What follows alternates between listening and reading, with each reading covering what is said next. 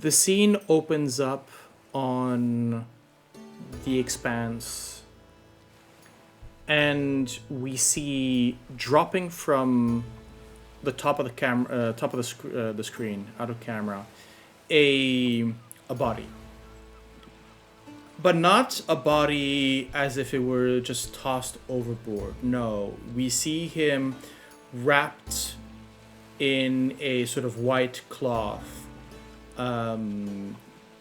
And we can see that as the way he slowly sinks, that he's been weighted to drop deeper into the ether. Then we notice a second and a third. As the camera pans back, we find the hull of a ship. It is damaged, battle scarred, and most of those scars fairly new. As we move up to the front, we see the name of the ship, the Tide Chaser. And underneath, 15 years ago, the height of the Expanse War. Or War of the Invaders, as it's known in certain circles. As we move upwards onto the deck, we see basically a funeral.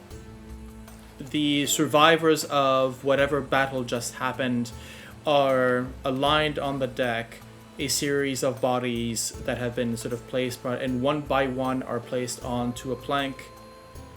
There is a word said over their bodies, and they are tipped over into the ether. In addition to the two of them that we've already seen drop, we count 5 left. One by one, the bodies are dropped into the ether, but the last one, for some reason, merits that a bit of extra attention. Here, the body is not completely covered. We can still see the face of a man in his late 30s, early 40s, heavy scarring, burns. One of the burns sort of scarred into a perpetual grin to one side.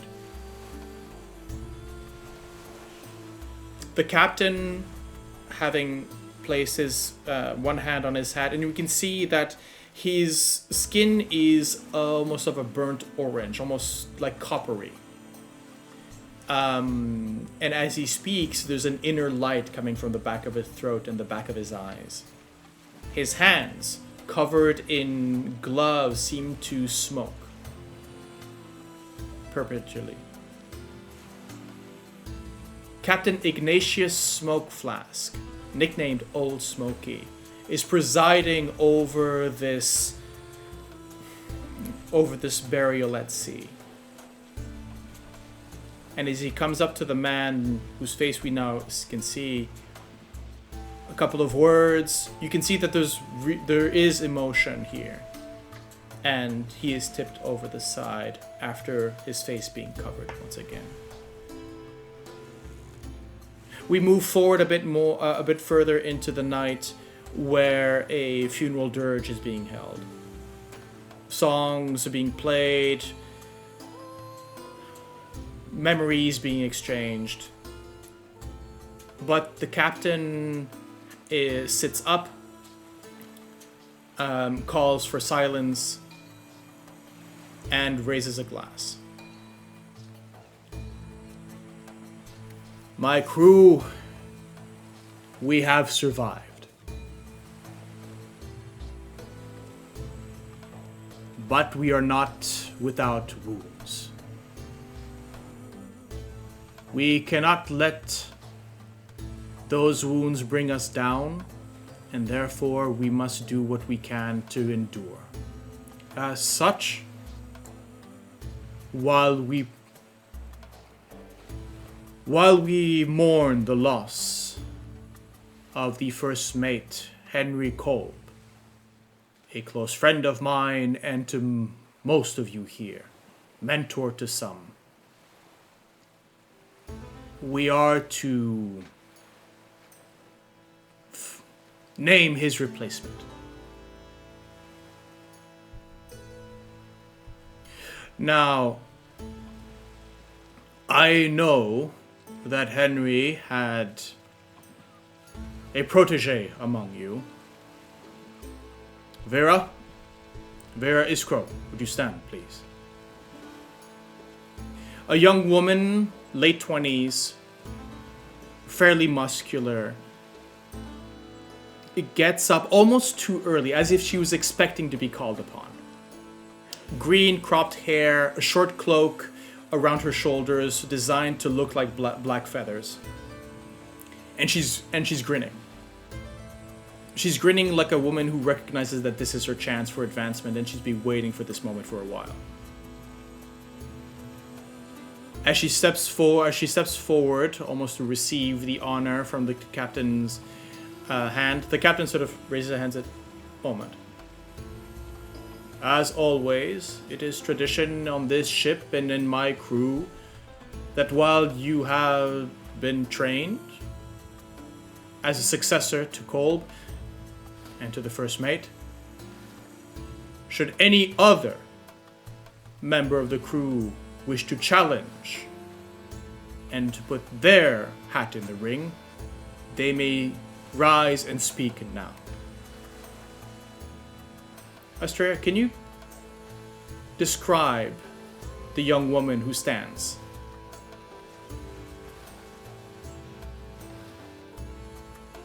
You'll just love to put me on the spot.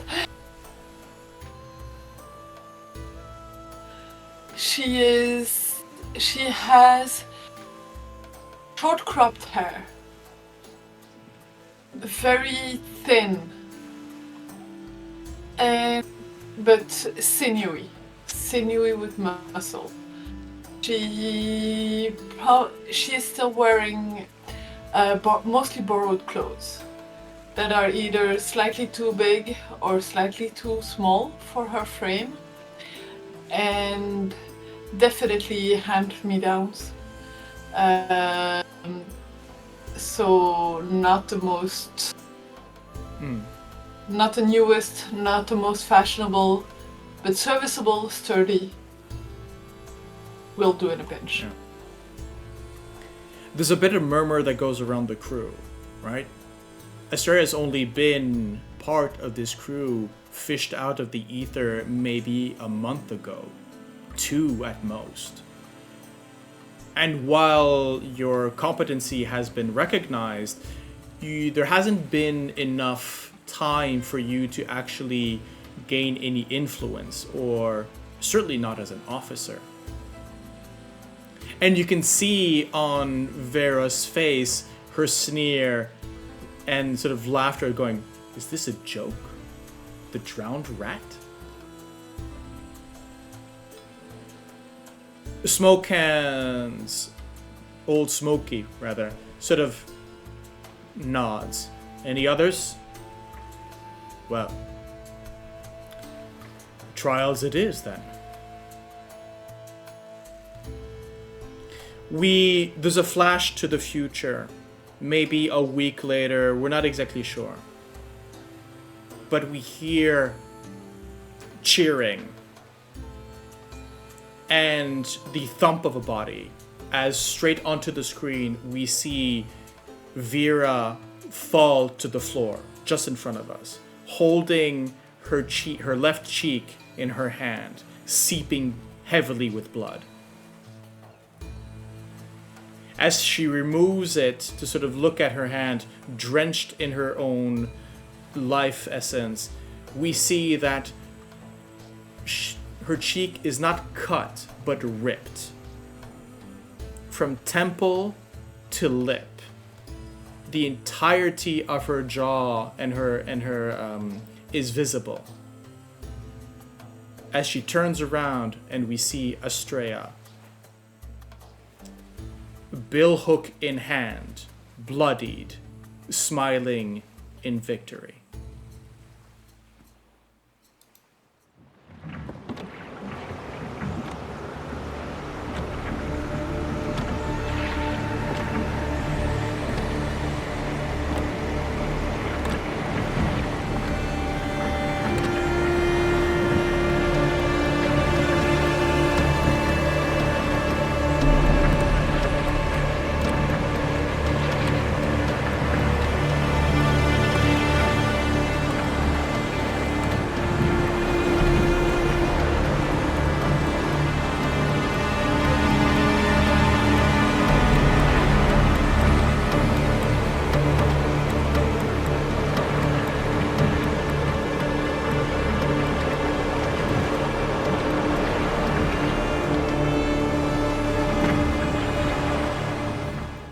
Hello, friends, foes, and those undeclared. Welcome to our little corner of the ether.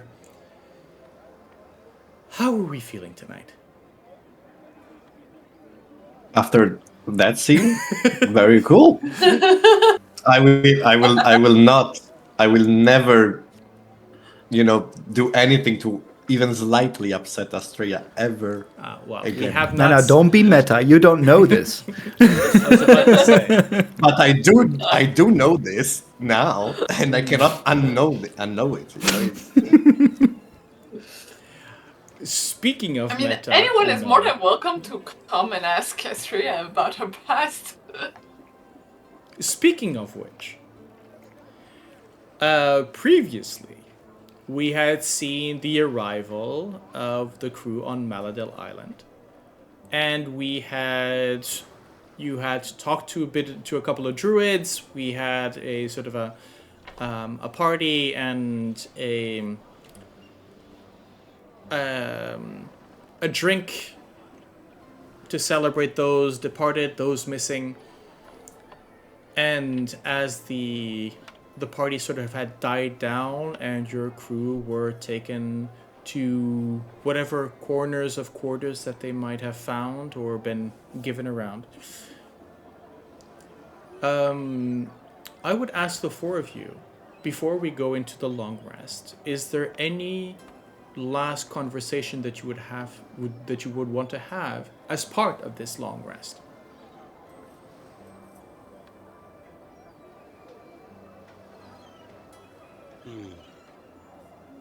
Metadata now that you know. No? Astrea is going to go and find Drog at some point. Jork? In the evening, yeah. You find rather him late. Sorry? No. You find him not too far from the campfire. He's found a sort of a rocky, rock outcropping covered in moss, and he's just. He's never been one to be very comfortable in tight spaces like cabins or the inside of it. So he would usually just sleep or either in the crow's nest or just on top of the deck, and he was known for that. He's not one to his Goliath or half giant. His giantkin metabolism allows him to. Cold is not a problem for him, and so I think you find him there. He's found his spot, back against the rock.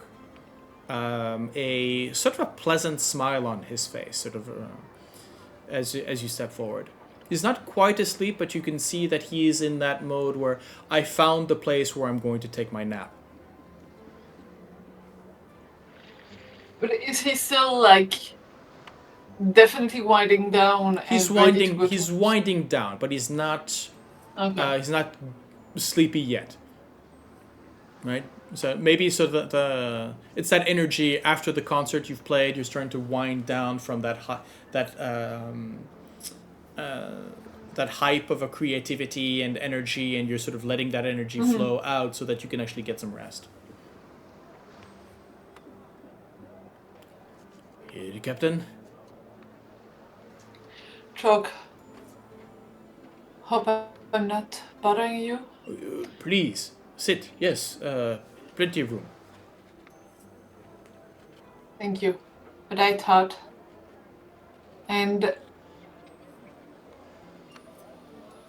how unlikely would it be for Astrea to be able to find some whiskey on this island?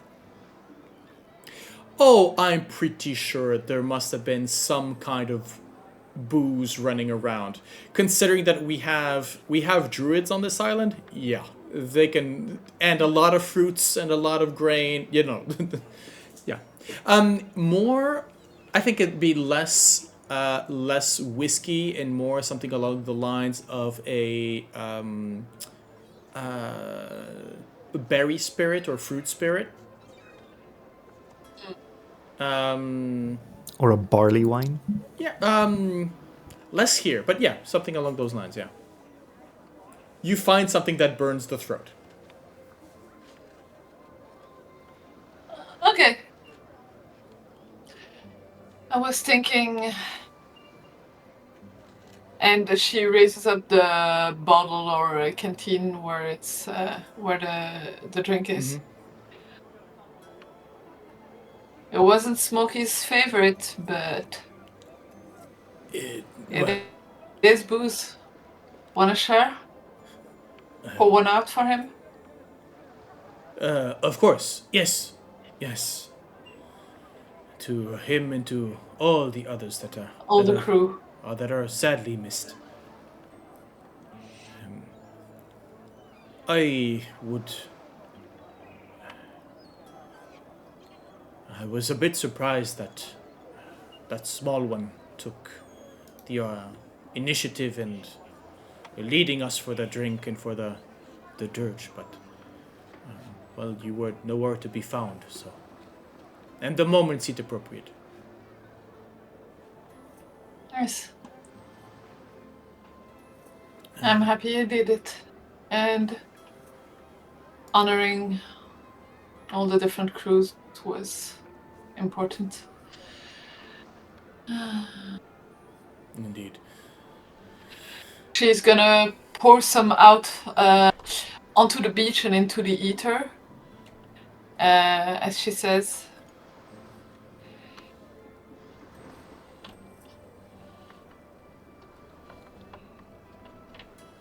to the Windrunners. May they never be forgotten. And she's gonna drink a swig. Yes. He sort of drinks as well. It was a good family, a good clan, and in that tradition,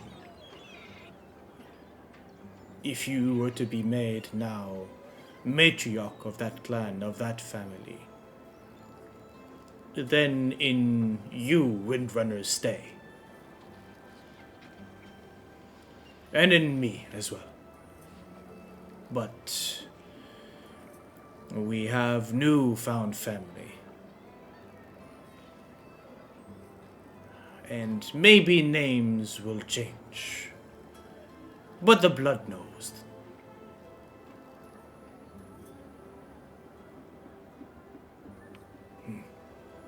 It is said that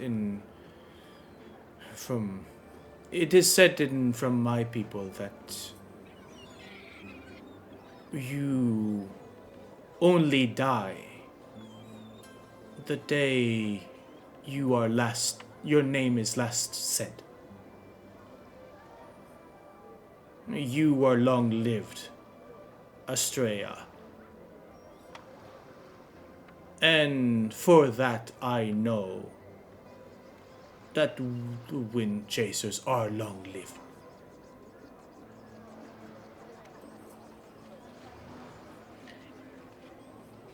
During all that, the discussion, Astrea's smile would have been small but definitely present.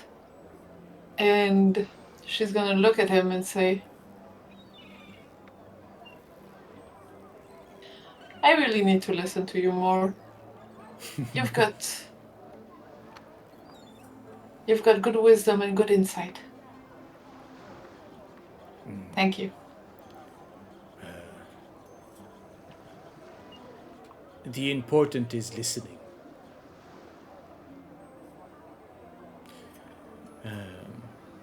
But more important is to know who to listen to. So much wisdom is lost. And so much what is kept is not wisdom.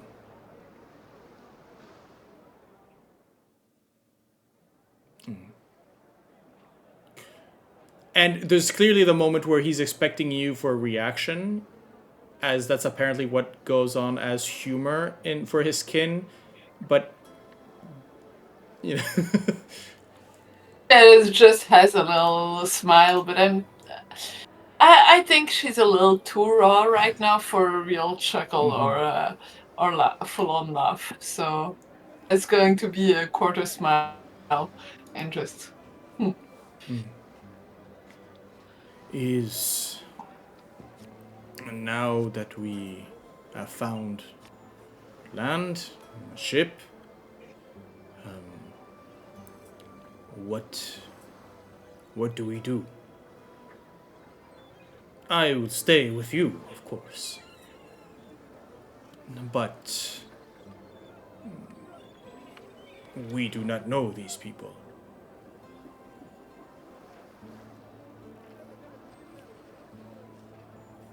That is true. But right now we need them.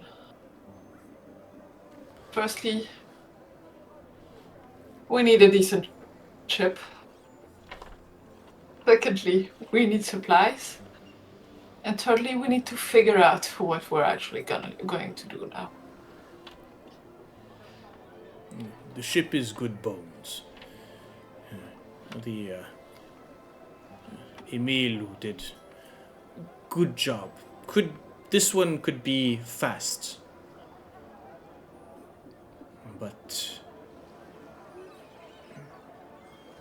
not a warship.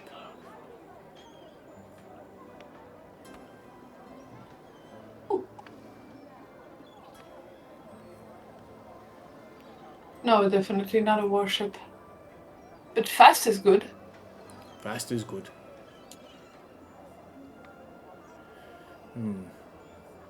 Well. Tonight we sleep. Tomorrow we talk and see what we do with this ship and this crew and this. If they are just crew or if they are clan and family.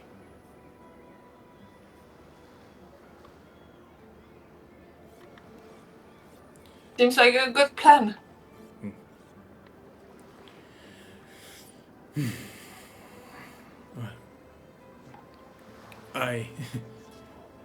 I think they come to looking for you. And you can see holding a not a torch per se, but maybe sort of a small piece of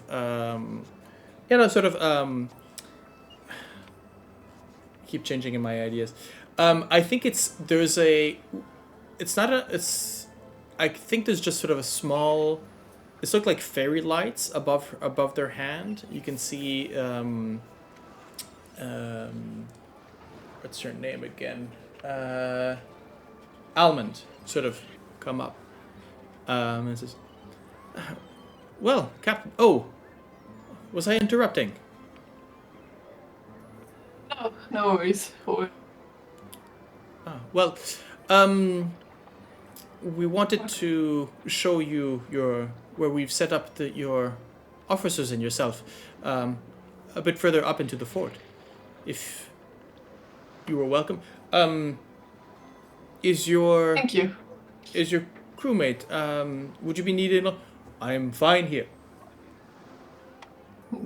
Man, Joke enjoys you outside. Well, I will not take that from him then.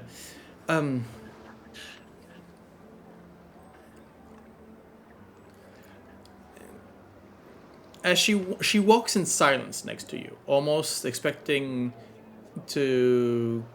for you to give the first words if you would want to.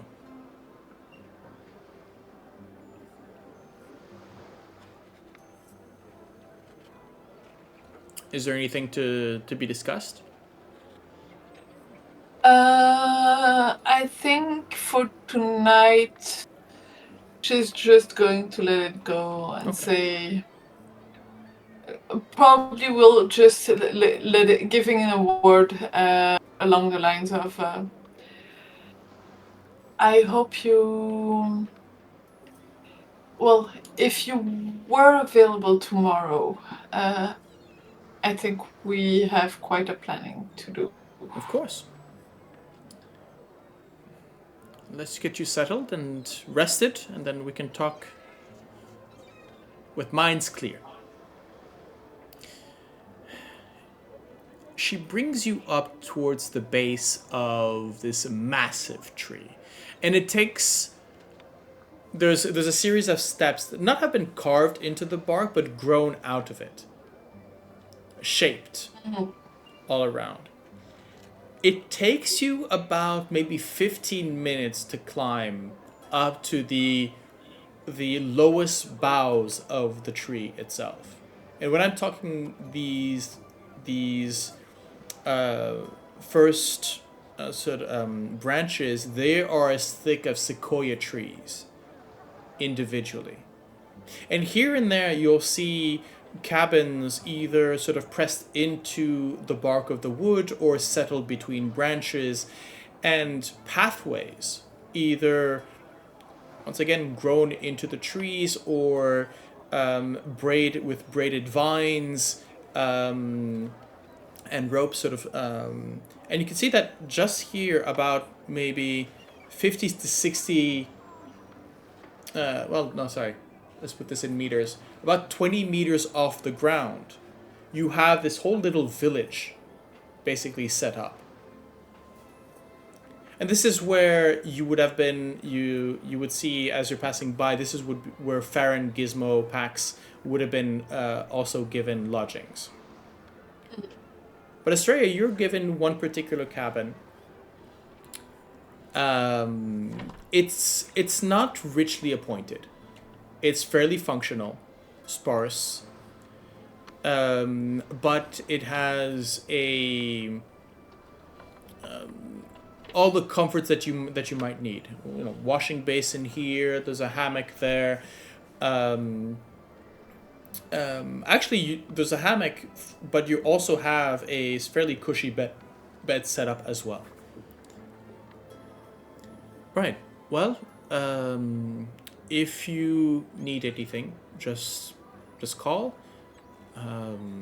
Some of us are nocturnal animals, so force of habit. Anyhow, we'll talk in the morning. Thank you. And she closes the door behind you.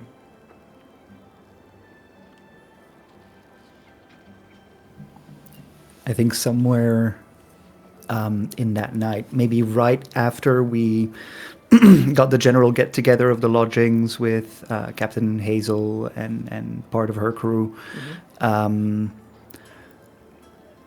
shortly after Astrea left and the rest of the crew was splitting who's going to sleep where and who's going to sleep outside, Pax would have walked up to Karen and just asked to take the satchel off her for a while.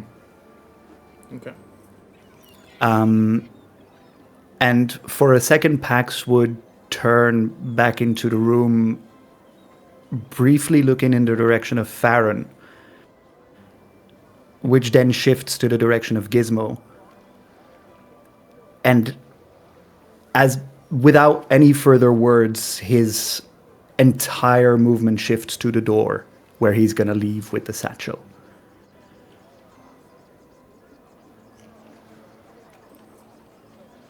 Where do you go? Pax is going to go down to, essentially the feast grounds where they had the big shared meal and the stories and the dirge. And he's just going to look for one of the dying out campfires, whatever is still smoking some embers, and sit down cross-legged in front of the embers. And he's going to reach into the satchel. Very carefully, very gingerly, he pulls out a metallic dome at first, which slowly, for the viewer and the camera, shows distinct facial features, almost humanoid adjacent. Right, there are sockets which could be represented as eyes. There seems to be a hinge that would move a jaw. But it's only a head. And Pax places it down into his lap. and looks down at it in silence for a very, very long time.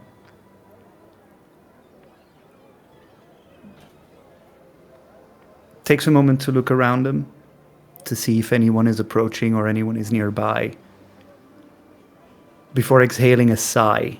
And that same spot of ether that's adorning his frills and has moved in a moment of anger seems once more to shift up from his collarbone, back up his cheek, over his eye, and at the same time a tear forms and hits that spot of ether as it continues to travel back up, and it wisps into a purplish little strand of mist that slowly drifts off towards the beach and the ether.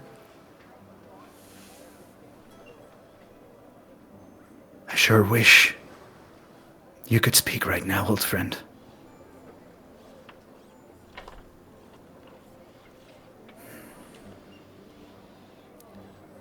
And following another few moments of silence, he would put the head down on the ground, get on all fours himself, and circle the head once, twice, kick away a bit of sand, a bit of grass, before curling himself around the head to go to sleep right there.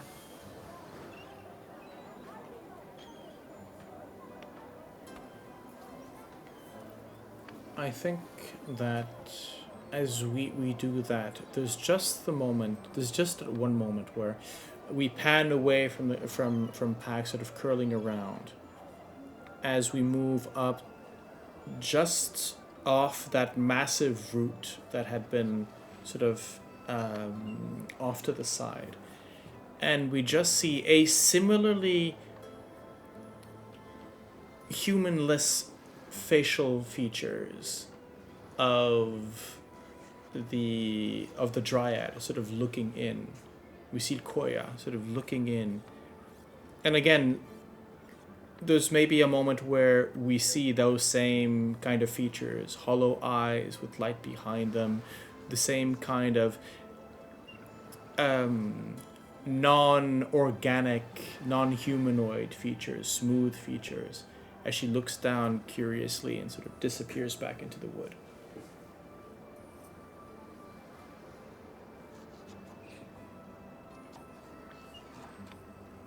Gizmo. How curious are you when put into new surroundings? Come on, it's Gizmo. He wants to find shinies. He wants to see what's there for him. So very curious. Okay. So I think as you're looking about, you're looking through. This is sort of a Astrea had been given this sort of a individual cabin. It's more of a sort of 4 or 5. It'd be bunk beds, I guess, right? It'd be or that kind of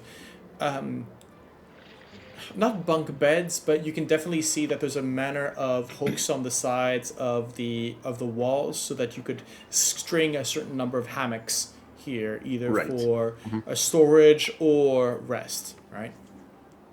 And there's a few maybe sort of unlocked chests where you could just sort of store your things. There's a few. There's not much with regards to decoration. Again, this is very functional. Okay. Yeah. But I think as you you want to make me an investigation check? I certainly do. Yeah, let's go for it. Mm-hmm. Oh, that's gonna be good. That's going to be very good. Hopefully. So that is a 23. That is a 23. Nope. Why are you not showing? Huh. You find... Actually, you do find something. Not anything very shiny, per se. But you find sort of discarded... They would have slipped between sort of maybe behind one of those chests, you find sort of assorted papers, parchment. It looks like if somebody had sort of pre-written a journal. Sort of these would be the drafts for, and then and I will. Let's see. Come sail away. And just want to make sure. Yep, you find 2.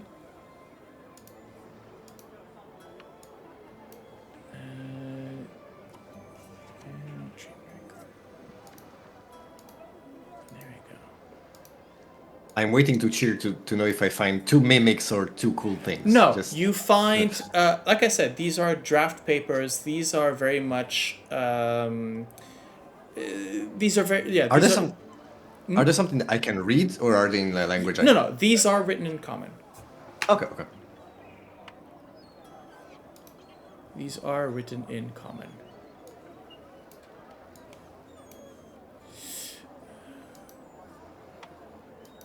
There we go. Right. Let's move all of you here. There we go. So, the first entry reads Viper Vine. These thick vines drape over the trees on Phosphor Island. I see where they got their name. They get their name from their snake-like appearance and the purple poison that spills out if you cut into them. The name itself is a misnomer. Unlike vipers, they're poisonous rather than venomous, and they cannot attack. But the name caught on, I imagine because of the alliteration, and I suspect that the island's civilians delight in scaring outsiders and their preconceived notions anyway.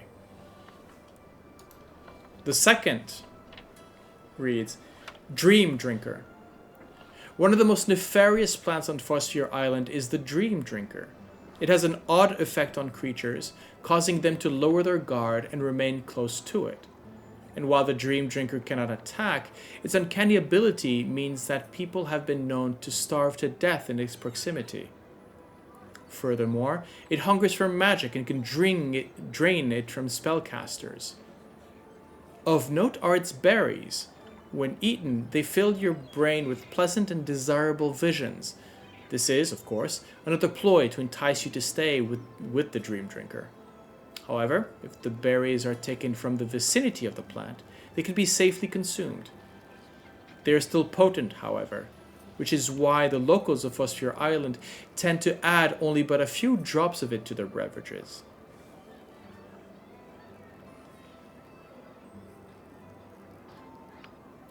The hand... You guys remember when I was talking about the lotus flower, the lotus eaters, then last time? Yeah, okay, cool. Please go ahead. The script is written in a very... I think, Farron, you can see over sort of Gizmo's shoulder as he's sort of looking through this.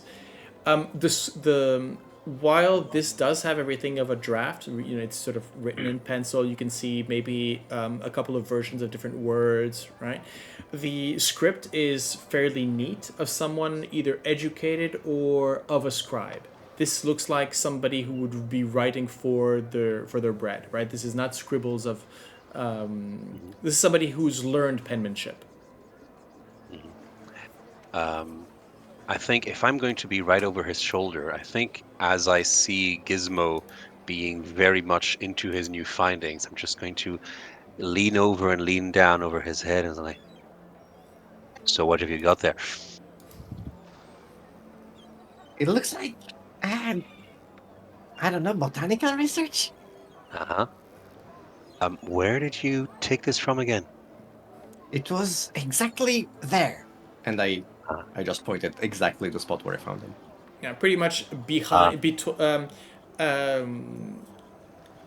It might have. There's one of the. There's a one of the coffers that has sort of spare blankets, and you can see that it had maybe slipped between the blankets and sort of got stuck into one of the between two of the planks of the furniture. Okay. Oh, important question. Do the pages look ripped, or do they look like they were neatly cut from a book? Or are they just spare pages? No, these look spare, right? They looks like they were spare. Okay. They loose. They don't seem like they had been like if they were like these are draft papers. The journal itself Okay. might be intact somewhere else. Huh. You got a botanical mind to yourself. No, but Gizmo can recognize when someone very smart writes something very specific in a way. Like this can be useful information. I'd say, and it was just. I suppose someone must have lost it here. Wonder who Are was. there any drawings of the plants? No, there aren't. Or is it just... Oh, okay. Right. Maybe somebody around the island knows about them? Possibly. I mean, this looks like someone put a lot of thought and care into reading about this. Plus, I mean, everyone here seems to be more of a nature expert, so it could be, frankly, most, if not any of them here who did the research. I mean, they only eat plants. They must know something about them. Hopefully. Yeah, I mean, I'd like to avoid the one that makes us stay next to it and die drained of magic, if at all possible. So, if that's something we have to look forward to, I'd like to know how to avoid it.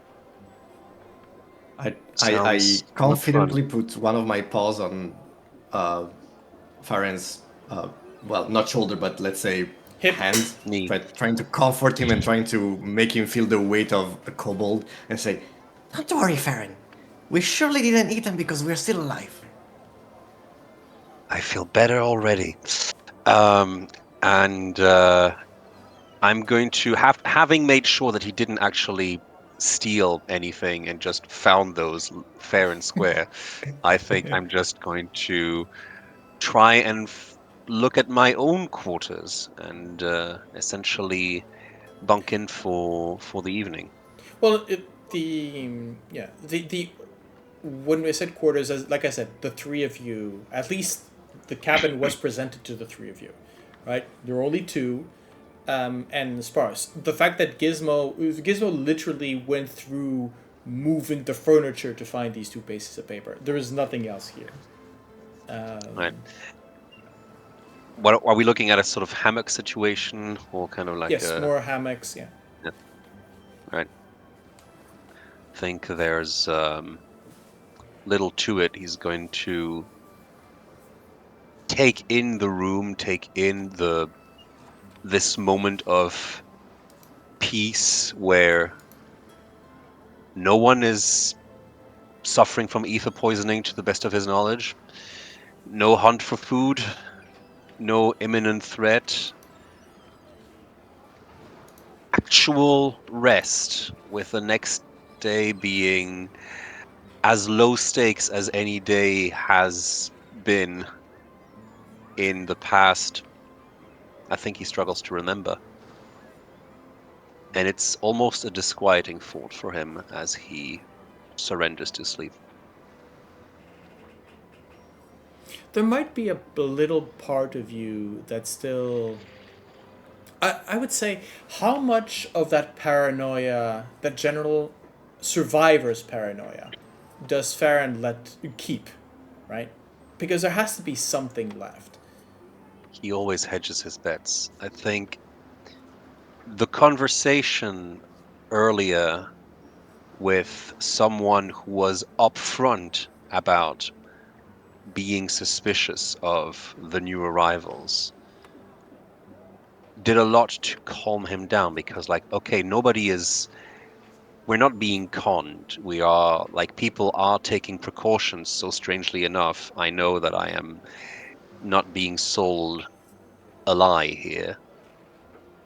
But Farron wouldn't be Farron and wouldn't be around still if he were able to fully let go of the tension that's been his constant companion for a long time now.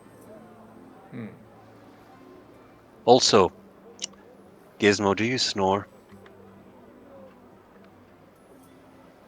Obviously not. I mean, that's what Gizmo says to everybody, but he snores pretty heavily. But if you ask him when he's awake, it's always someone else, something else, or something making some weird noise. I'd like to feel to imagine that kobolds have. It's not it's sort of almost like a furnace snore, right? So it's a sort of a whoosh going in and out rather than actually a whistling or what would be. You tell me, Gizmo. You tell me, Nadea. How do kobolds snore? What does that sound like? How do kobold? Oh my god, this is a super important decision for the whole plot. I Absolutely, cannot yeah. take this. Nadette, you say I that. imagine something but- like. Nadette, you say that, but I will make it relevant at some point in the story. I was not kidding. I imagine something like. Something like.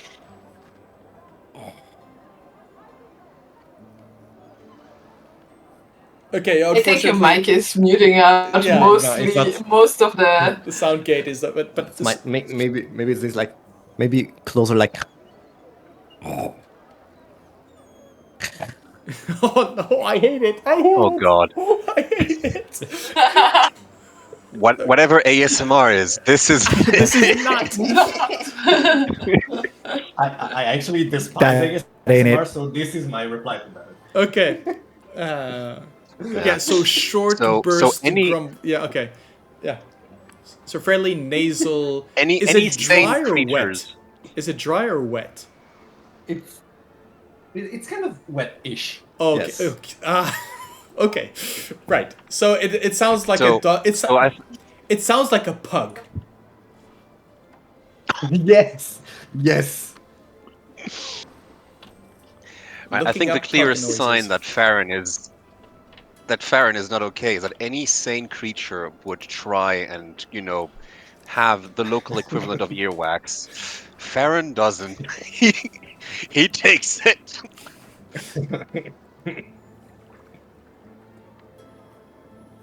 Okay.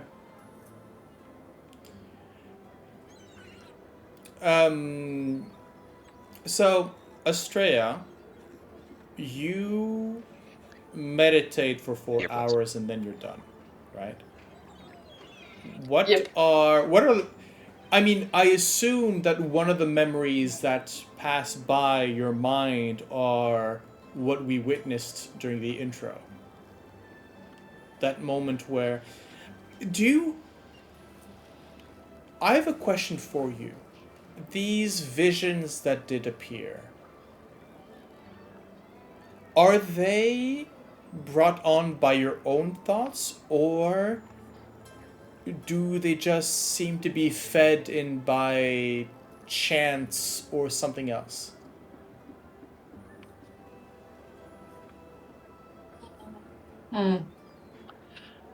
I think it would be a mix. I think it is very much a meditation of putting your mind on something and then just pulling the string and see what comes out. Mm-hmm.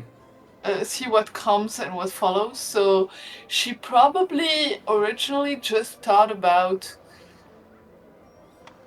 new beginnings or change and achievements, and inevitably she landed on the memory of close when she arrived in the Aetherial Expanse, and mostly when she attained her her rank as second on the ship. When she claimed her family. Yeah.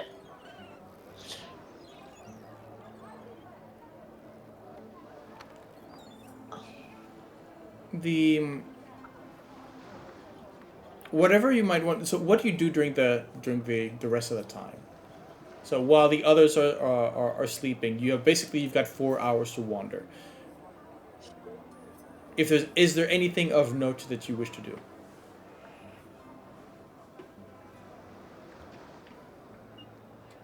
I think that she'd wander the island just to have an idea of her surroundings, where she's at, how do things work around here, but also to get an idea of what supplies are offered, what supplies are not available here, and start to get a plan together of Okay. what the next months are, next few days for starters are going to look like. What would be a role for logistics? I guess investigation. Okay. Or Investigation. survival. Is not my strong suit. I will Survival also... is way better. Okay. Then roll for survival.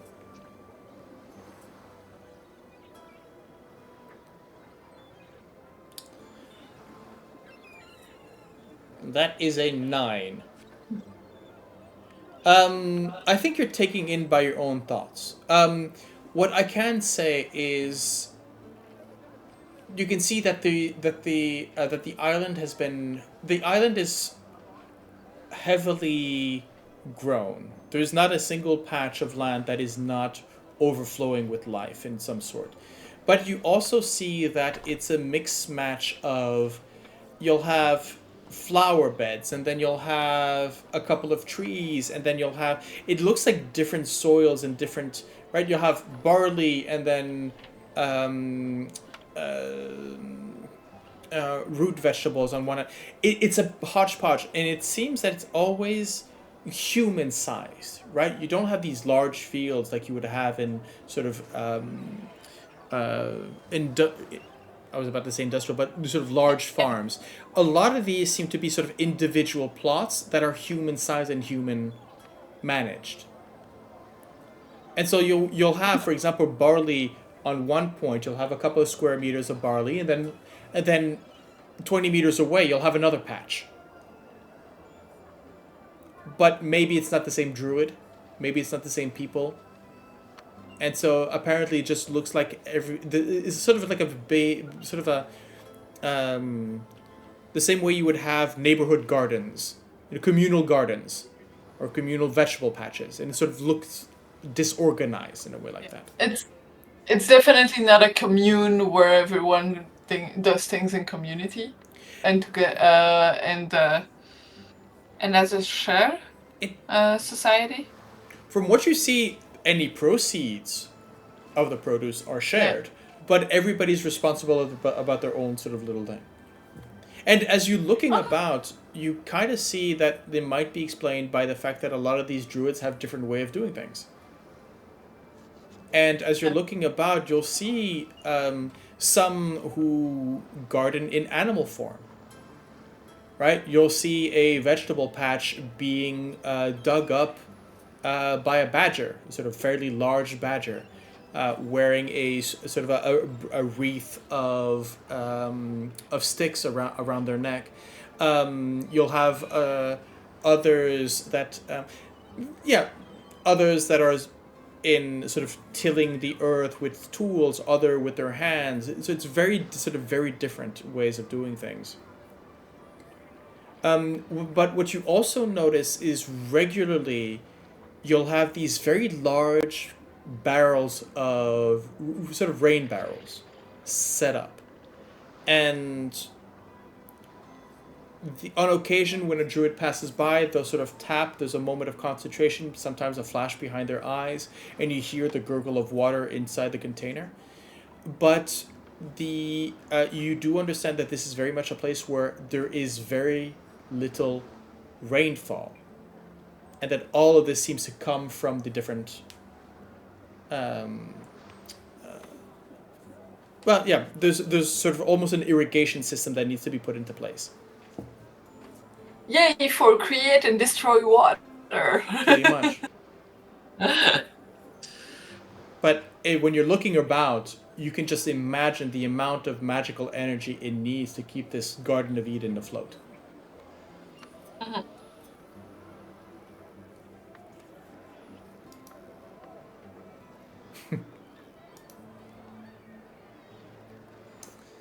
Well, they did ask us to go to first floor to bring back water, so makes sense.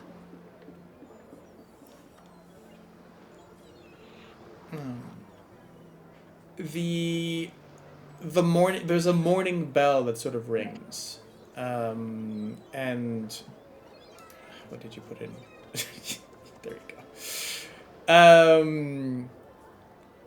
As you the morning bell sort of rings. The sort of there's no sun set. There's no sunrise here, right? There's just that ever-present glow from Elikos Island and the one from Caldera. So they've found one way of keeping track of when meals happen, or at least the communal meals. Because those embers, those burning grills, never empty. You constantly have people sort of moving in for a bite or to cook something or whatnot. And I think that as you four sort of join in, sort of Farron and Gizmo coming down from the tree, Astrea from your walk, and Pax as well, Satchel at your side. You're greeted by this fairly sizable person who is again sort of readying the skewers, right? He's at the table with the chopping block, chopping up root vegetables. Apparently today's menu is a lot of vegetables cooked under ash, and so that's happening on one end, and good morning is always difficult to say. Well rested, I guess, as this is Tiberius. Yes, do not count on me for consistent accents. I don't do that. So, well rested, eh? Yes, thank you. Good. Well, food is being prepared for your crew and you. And as the captain has insisted that you do not talk with them before without a full belly. Smart woman. Yes. Well, person, as in they Yeah, them. smart person. Yeah, right. Smart captain. Yep. Yes. But while we wait for everything to prepare, and you can see there's a lot of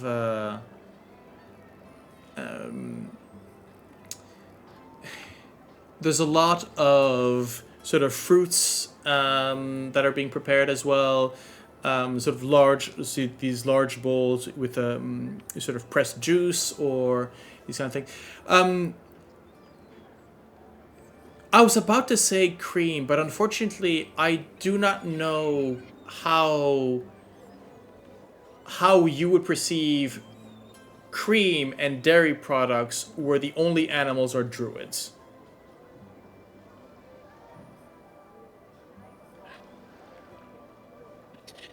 It could be Or animal familiars. I will grant you. There's probably a druid who has a cow familiar. Yes, or some kind of goat. I was also going to say the milk could be nut, any type of nut milks or Yeah. Vegetable nuts. Yes, as in nut milk. Right, moving on. But yes, a hearty breakfast. Though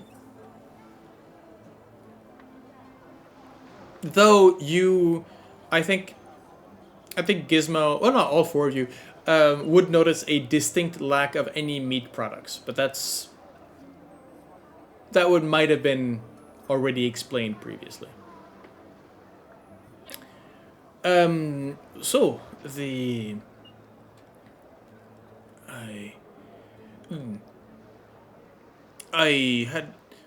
I took the liberty of looking about your ship, Captain. Do you have what is the name of the crew? What is the name of the ship? The name of the ship we have, the crew. I guess once we've had our first real mission, we'll be able to name the crew. Oh, you are that new then? We are. Well, a name is something very important for a crew. Yes. It symbolizes not only the values, but how you wish to be seen by others. The story behind the Blood Lilies is one of misdirection.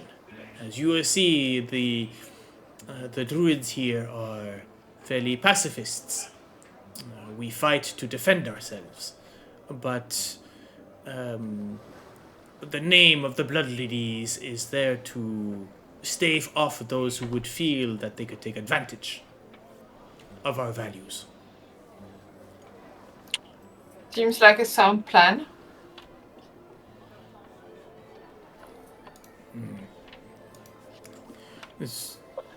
And so, if I may help in any way to soundboard a bit your new name, feel free to let me know. I would be curious to see what your values would be, and how you would name yourselves. Well, the ship's name was pretty unanimously decided as the Chimera. Chosen for its savagery, or for the fact that it has many different ways of killing.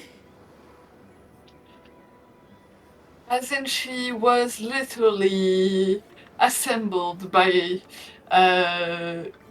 putting together pieces of different ships. Ah, the chimeric.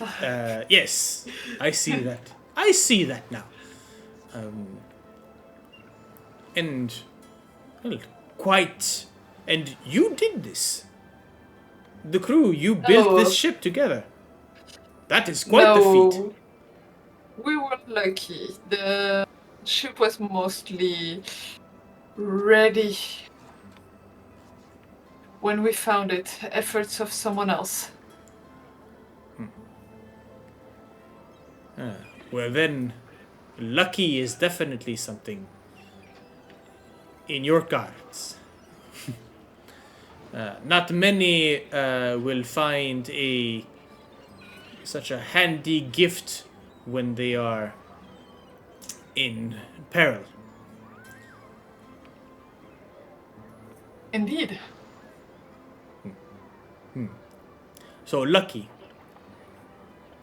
Definitely in your crew's name, luck should be an element.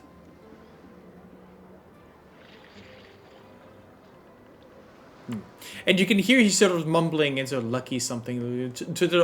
You can hear he's trying to formulate maybe a name to suggest at some point.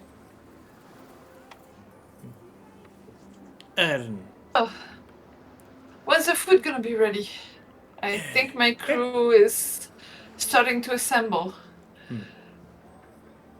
And I think, yeah, the crew is starting to assemble more or less. You can see a few sort of arm under arm with a couple of the druids, newcomers.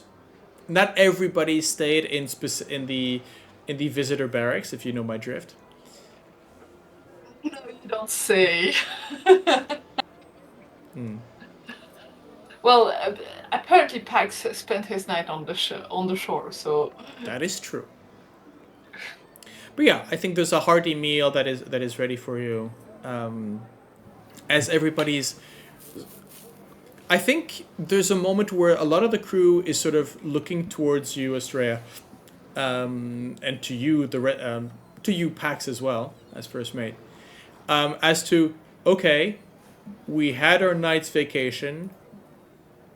You know, what do we do now, right? I told them 3 days, but depending on how, there are no taverns to get drunk in, so maybe the crew wants something to be doing. Didn't Captain Hazel mention something about some task on the nearby island? Supplies and things we could do. Yes, they asked us to go get some water on Phosphor. So, We could start there. yes.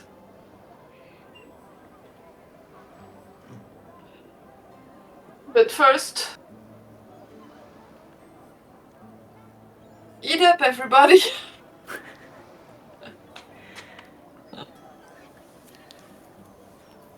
Captain Almond, accompanied by Hazel, the ever perceptive and inquiring Hazel,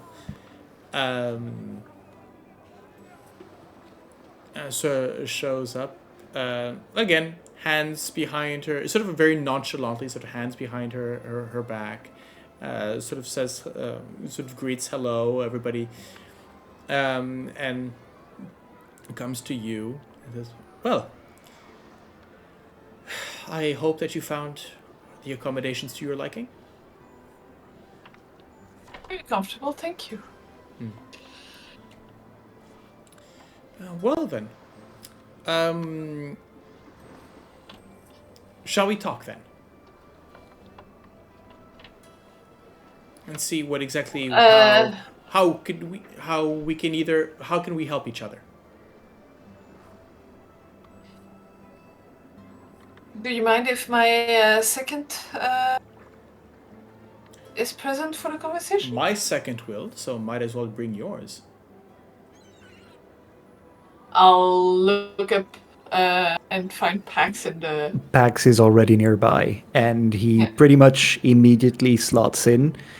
And you notice that he is clearly following learned etiquette. It's very clearly Imperial etiquette, but since Almond and Hazel showed up intending to initiate business talks, Pax is very quickly just one step behind and to the right of Astrea. Sorry, different character. That was interesting. I cannot wait to see how the recap in writing will take that blurb. Just wanted, I didn't hear the name very well. So, anyways, yeah, there's a. I think there's a they bring you to, there's a small table not too far away. And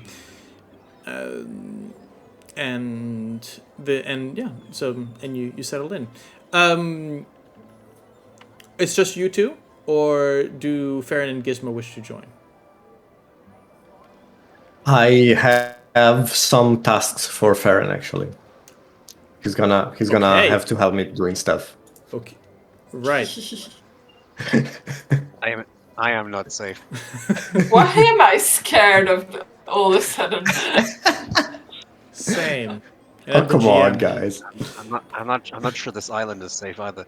But no, unless Astrea kind of like explicitly calls for Farron's presence, I don't think that he would impose himself Okay. on the conversation. Splitting the party again. Okay. So, Captain Astrea. From what I could surmise of the ship, it is in desperate need of a bit of work done. I was also surprised when I saw your crew showing up last night. I was hoping that we would see the other half of it, but apparently that's all you have. So you're going to be needing... Oh, yeah. And I sort of Hazel sort of maybe sort of taps those, I guess, manicured fingers sort of on her shoulder. Oh, yeah, no, this is observational. This is in no way any means of intimidation, or I'm just trying to figure out what you need, right? Sorry, sometimes that can come out wrong. Look, again, you are our host. You are our guests here, and we take those responsibilities seriously, right? You've broken bread. Rules, right? We're here to help, and let's trade. If you do want to help out, well, you've seen a little bit of the island this morning, as I've been told. We're always looking for extra hands to either till the land or to harvest crops. Of course, any labor that you put in will be, either but with supplies or work on your ship.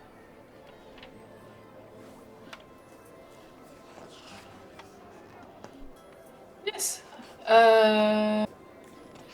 That seems like a fair exchange. Pax? We don't have anything else than labor to offer. Yes. Well, that's more than enough. And besides, if you stay long enough in the Drake Islands, you'll notice that, well, on some islands they do take gold and, material wealth. We don't really need it here. We have a surplus of trade, and that's how it works for us. So your gold isn't really good in here. And Good to know. And you seem decent enough, so we're happy to help. All right. If you don't mind, and is there anyone else around? Like, we're not in a closed cabin, right? We're just discussing things on the side. It's yeah, but it's close enough that it would be discreet enough, right? So if not to be looked into or watched on. Once we're done with this discussion, I'll ask Pebblebrook to sort out the crew, see who actually maybe has experience working the earth, and if anyone. We have some people who are adept in cooking too. If that frees up folks of your crew to get on the land instead of cooking. Of course. Do you have a shipwright or a carpenter that will be able... I'll be looking into the ship myself, working on it. I know Tiberius is also knowledgeable if you trust us, but I would rather I can introduce you to our shipwright. Have we not met him yet? No. He's a bit of a character. Sometimes can be volatile, let's say.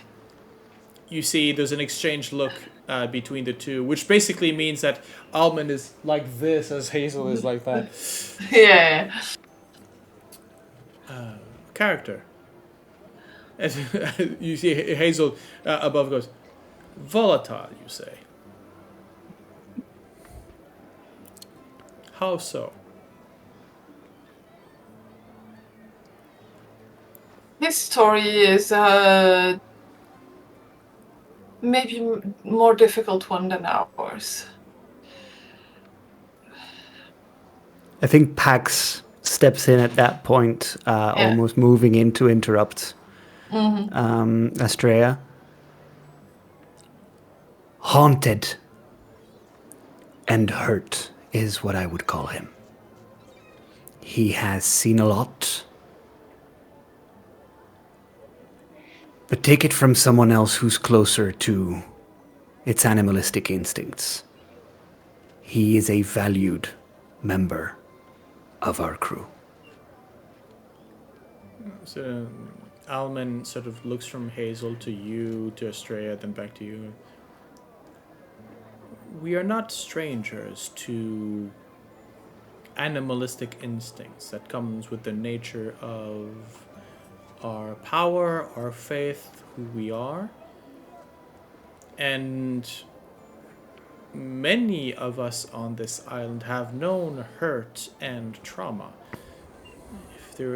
If there is a people that would be able to, if not maybe understand, but at least emphasize with your carpenter, it would be us. At least as far as from what I can tell. As I said, I'm willing to introduce you. Very well. And sort of looks to Hazel. She sort of there's again, they seem to be able to communicate in a glance or just about sort of micro expressions. Well, of course. If I'll be coming down to the ship in maybe an hour or so, or when we finish this conversation. And can I count on you maybe introducing us then? You have my word. Like you, I don't break that easy. That is good to know. I would actually ask the players, where is the pearl right now? Bax has no idea. He has nothing to do with the pearl.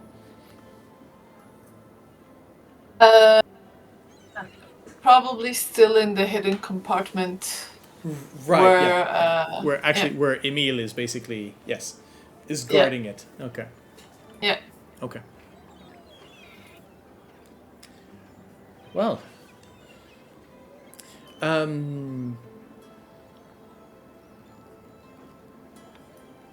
If there's anything, as for what you might need as well, please note, my crew are fairly free to. I would prefer you not try to poach directly my crew, but many on this island are not of the Blood Lilies. Either refugees that we've saved or people who have just come here and find the life pleasant. So I will not begrudge you if you try to fill your ranks with the people here on this island. I would just... but understand as well that should you try to push my navigator, we will have words.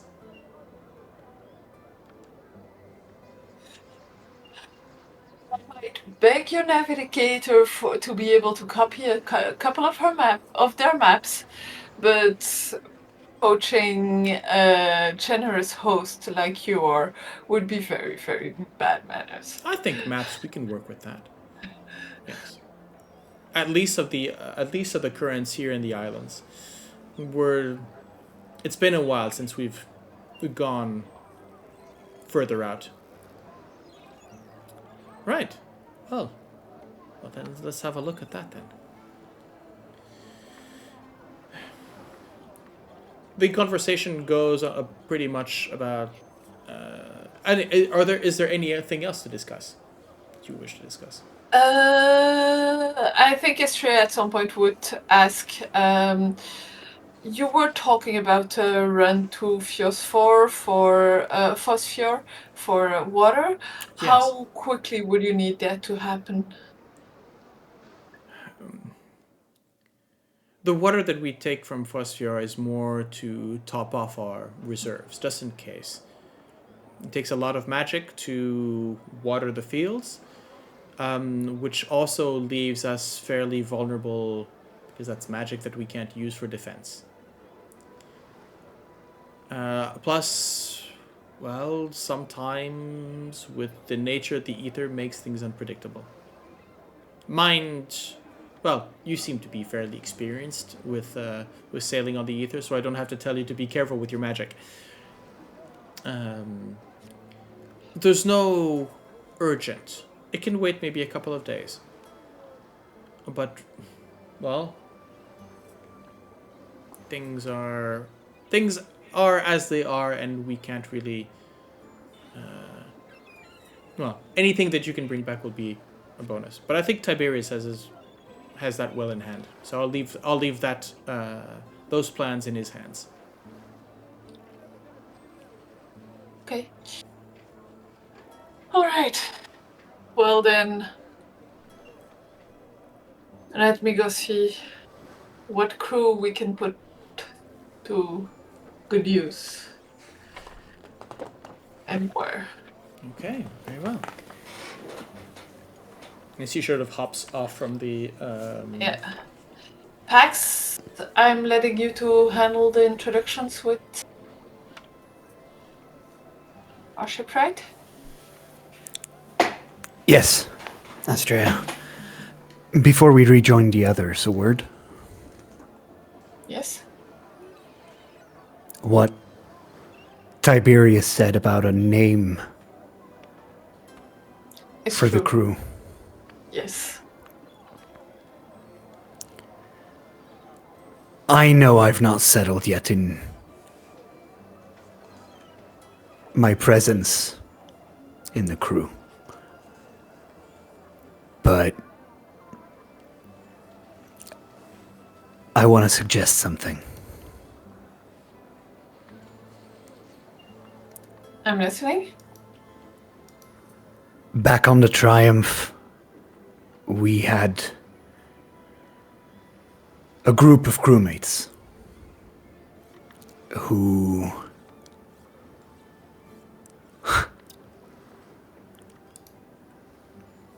found a place to belong when nothing else would allow them to.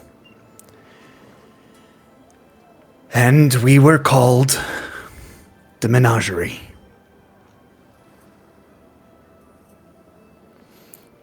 When I look at our crew, Captain, I'm seeing a lot of souls who don't know where they belong. We are a mix of all sorts. By all means, we shouldn't even be compatible as a crew. We have Erisians, Caroline Empire folks, we even have Drakes. And yet we function together. And if I may be so selfish, Captain. And Pax's hand just lands on the satchel, his clawed thumb rubbing over it affectionately. I'd like to reclaim that name for something new.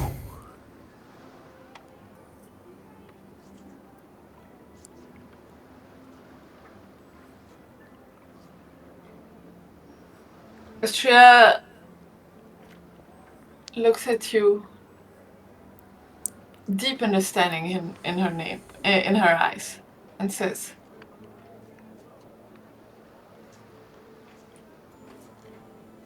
"That is certainly something we can consider, but a crew name, to me, must be chosen by the whole crew. So I will be opening suggestions, and it will be a decision that will belong to everyone, so that everyone feels part of this crew."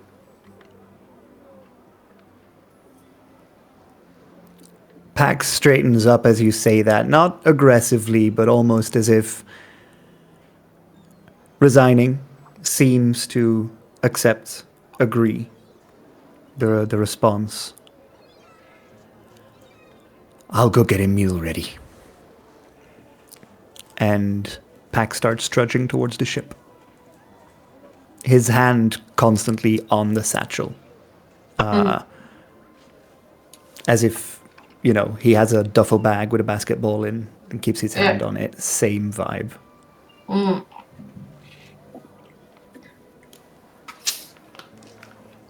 Okay. And on that exchange, why don't we take our break here? Heck yes. So, Yes. friends, foes, those undeclared, we will see you in a short while. For you, my players, get up, move your feet, get something to drink, get something to eat, and we will meet soon enough for the second part of tonight's session. See you then.